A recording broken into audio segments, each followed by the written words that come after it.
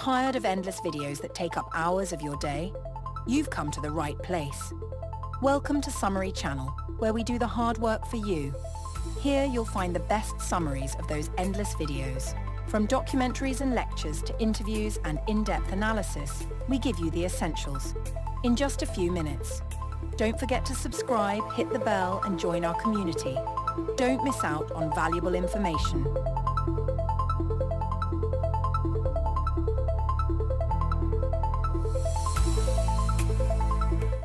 Welcome back, everyone, to the Deep Dive. Today, we're diving into a really intense one, S.A. Bodeen's novel, The Raft.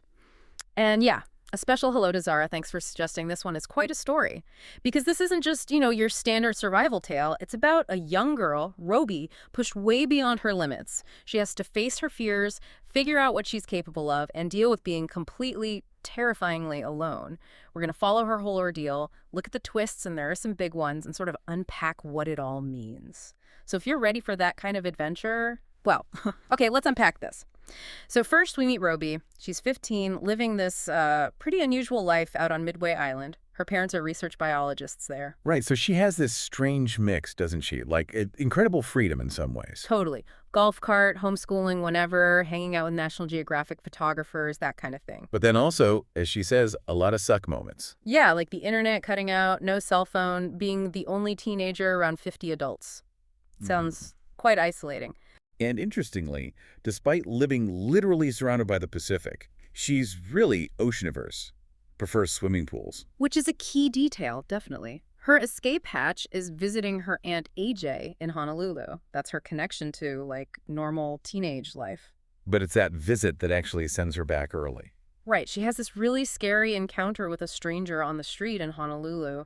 Suddenly, the city feels dangerous, not Midway. So she wants to get back fast. Yeah, she scrambles onto a cargo plane, the G1, and crucially, things are a bit rushed, a bit informal. And they miss weighing her properly, or adding her to the manifest. Exactly, a detail that becomes incredibly important later. And what's really interesting there, I think, is how she's presented initially. She has this air of independence. Yeah, bit tough, maybe. A little bit. But you see the vulnerability underneath pretty quickly, that need for connection. The wanting to escape. And the ocean thing. Especially the ocean thing. Yeah. Avoiding it when it's her whole world. It really foreshadows this bigger struggle, doesn't it? Her against nature, her against isolation.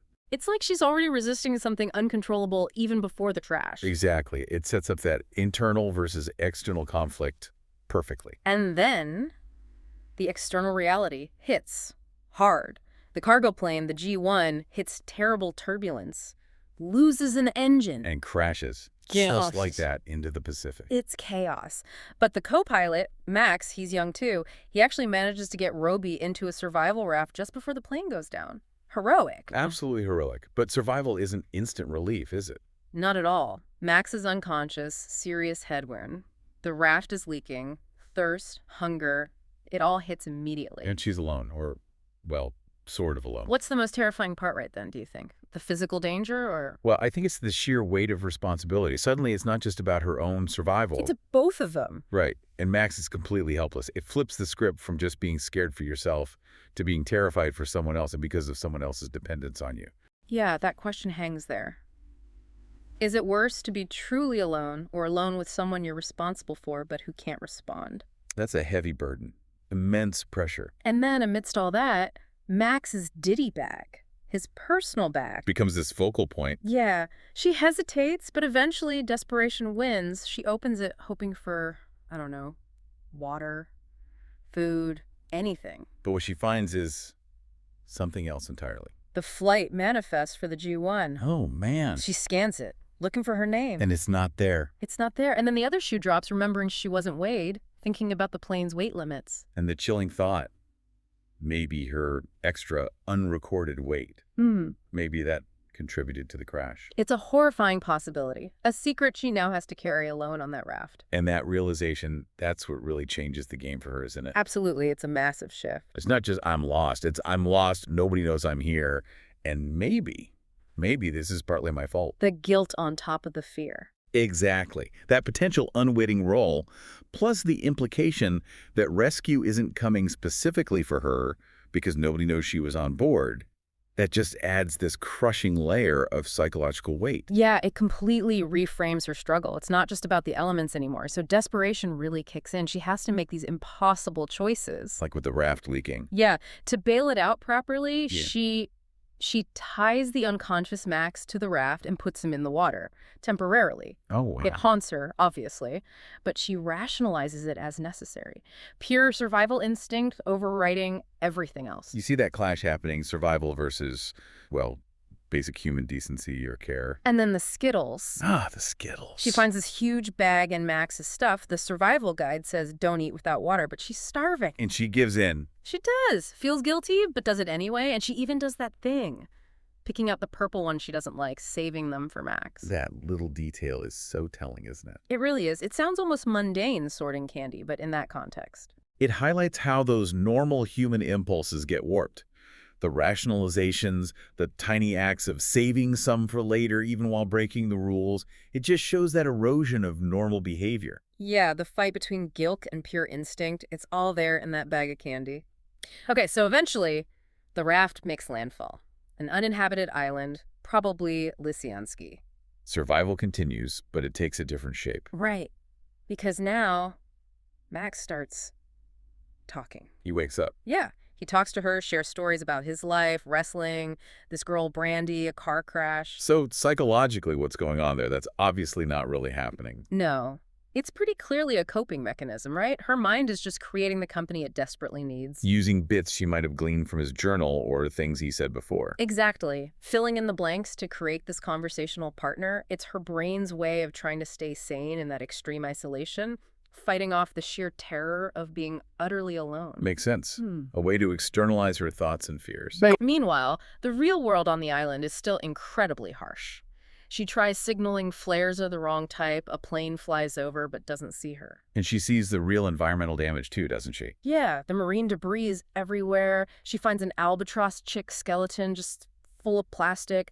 Later, a monk seal tangled in fishing nets. It's quite a contrast, the very real, harsh reality of the island versus the imagined comfort of Max's presence. Absolutely. It kind of grounds the hallucination in a way. Her mind might be creating comfort, but the physical world is still brutal, damaged, dangerous. It links her personal struggle to this larger ecological fragility, too. And speaking of brutal, one of the toughest parts is the monk seal incident. Oh, yeah. That's rough. She finds one badly injured by a shark. Yeah. And she kills it as an act of mercy to end its suffering. Which is already a hard decision. But then its baby appears, and the guilt just crushes her. She feels like she's killed them both. And then she eats the mother seal's remains to survive. Wow. That sequence is just visceral. It pushes survival to its absolute limit, doesn't it? Totally. It's instinct versus morality laid bare. Compassion followed by this incredibly primal act. It shows how survival can force actions that leave deep scars. Yeah, the moral injury aspect. Yeah. What you have to do to live and what that does to you. So all this psychological pressure, the guilt, the isolation, the hallucinations, it builds and then it finally breaks. The confrontation. Yeah. She just screams at Max, tells him he's not real, that he died that first night on the raft, that she made him up because she couldn't stand being alone. It feels like rock bottom, the ultimate breakdown. It does, but maybe it's also a breakthrough. How so? Well, by confronting that truth, maybe that's when she finds her own real strength. Like, this is the peak of her hero's journey ordeal. Ah, okay. So shedding the illusion, even though it was comforting, allows her to rely on herself. Exactly. Accepting the reality of her situation, however brutal, is what finally empowers her to act purely for herself. No more crutches. That acceptance does seem to spark something. It really does. She finds that lighter, the one with Marilyn Monroe on it, in the beach debris, and it works. She finally gets a real signal fire going. And the Carmex. Oh yeah, the Carmex. Her silver parachute, she calls it. Just that tiny bit of relief for her lips feels huge. And her focus shifts entirely to rescue now. Totally. She remembers seeing a yellow survival suit floating offshore earlier, thinks maybe it has a beacon. But the ocean, her fear, the sharks. Right. She's terrified of the ocean, always has been, and she literally saw a shark attack the boot of that suit earlier, but she forces herself. She goes into the water to get it. That takes incredible courage, especially after everything. And then rescue. An NOAA research vessel picks her up. But they didn't see her fire. No, ironically. They were looking for her because her Aunt AJ reported her missing back in Honolulu after that street incident, not because of the plane crash. Wow. So nobody else from the G1. No, she learns she's the sole survivor. So Robie's journey, it's just immense transformation, isn't it? Absolutely. From this sort of privileged, somewhat naive, ocean-fearing teenager. To this incredibly resilient survivor who's made choices most of us can't even imagine. And she carries those choices. The secret about Max's body, the weight of the hallucinations. And back on the ship, she gets some closure, finding Max's ditty bag again.